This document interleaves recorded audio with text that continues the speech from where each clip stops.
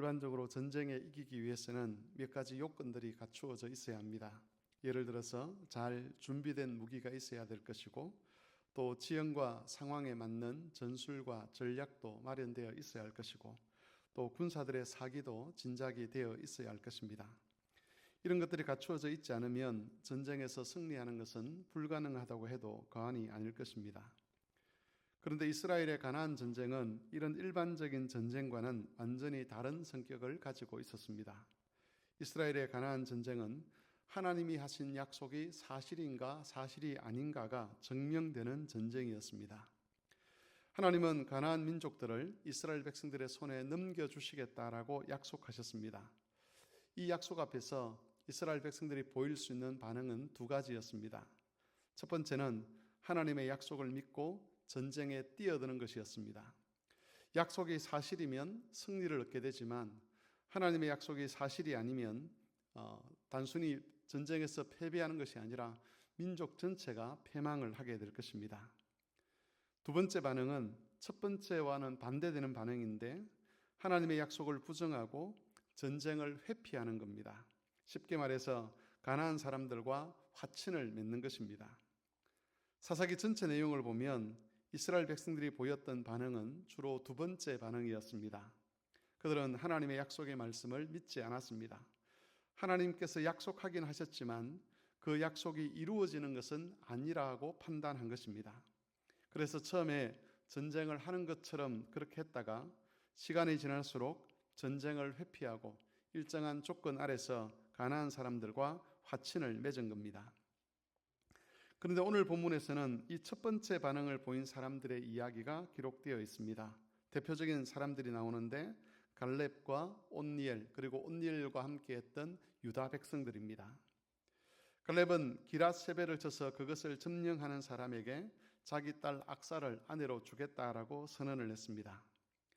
기랏세벨이라고 하는 이 말은 책의 도시라는 뜻을 가지고 있습니다. 학자들은 기랏세벨이 가나안 사람들의 정신적인 지주가 되는 도시였을 것이라고 추정을 합니다. 오늘날로 하면 마치 교육도시와 같은 것이지요. 가나안에서 가장 뛰어난 인재들, 똑똑한 사람들, 또 뛰어난 군사 전문가들, 이런 사람들이 기랏세벨에 모여 살았을 겁니다. 그리고 기랏세벨은 아낙 자손들이 거주하던 도시이기도 했습니다. 아낙 자손은 우리가 알고 있는 골리앗과 같은 거인 족속을 가리킵니다. 이스라엘이 가데스 바네아에서 정탐꾼을 보내었을 때에 아낙 자손들 때문에 마음이 녹았던 곳이 바로 기랏세벨이었습니다.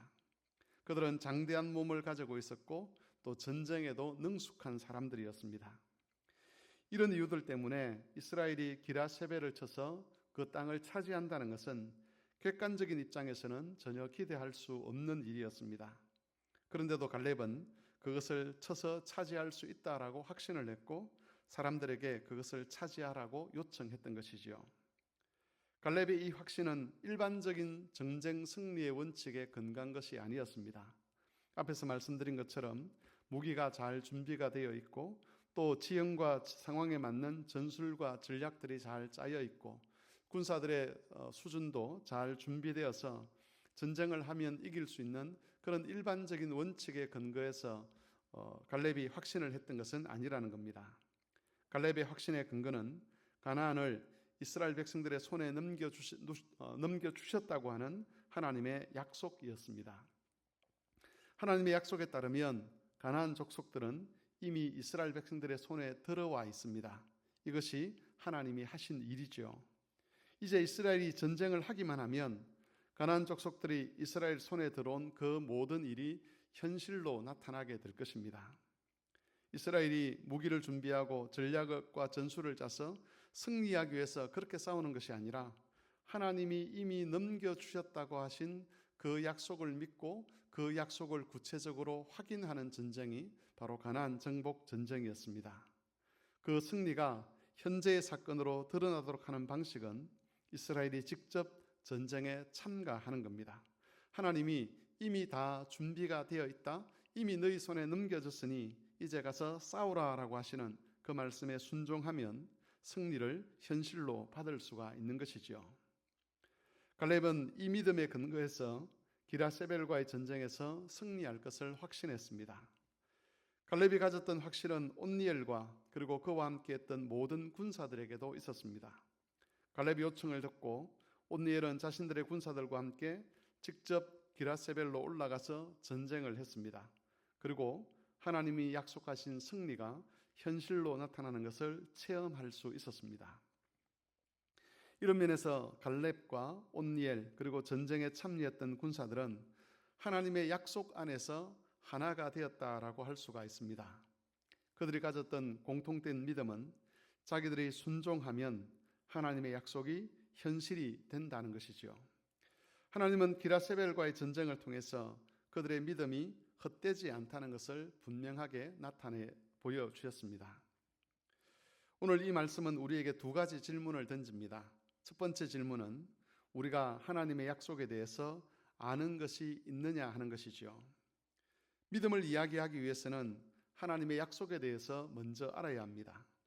약속은 우리 믿음의 내용을 이루는 것이기 때문에 하나님의 약속을 모른다면 믿는다라고 말을 할 수가 없는 겁니다.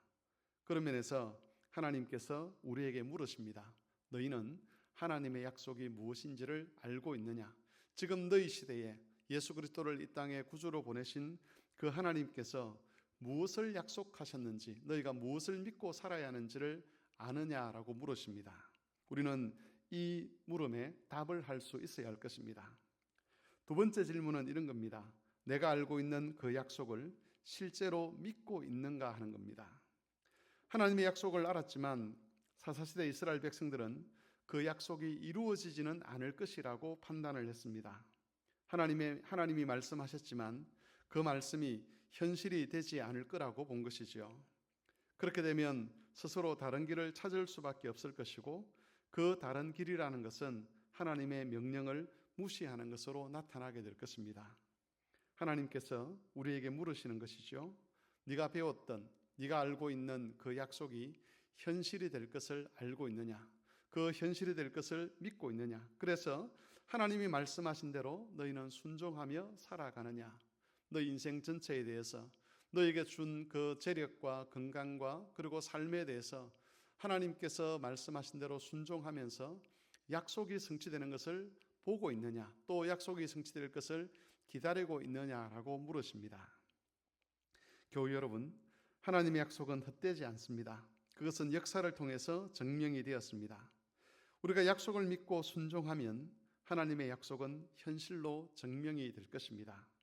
그러므로 이 교훈을 마음에 새기시고 순종을 통해서 하나님의 약속을 현실에 나타나도록 증명하는 그런 삶을 우리가 살아가야 할 것입니다. 그러기 위해서 앞에서 말씀드린 것처럼 그 하나님의 질문처럼 내가 받은 약속이 무엇인지, 내가 무엇을 이루며 무엇을 향해서 살아가야 될지를 잘 묵상하시고 그리고 그 약속의 말씀을 마음에 새겨서 그 말씀이 성취될 것을 기대하면서 오늘 하루도 하나님의 뜻에 순종하는 삶을 살아가는 교우들이 되시기를 바랍니다.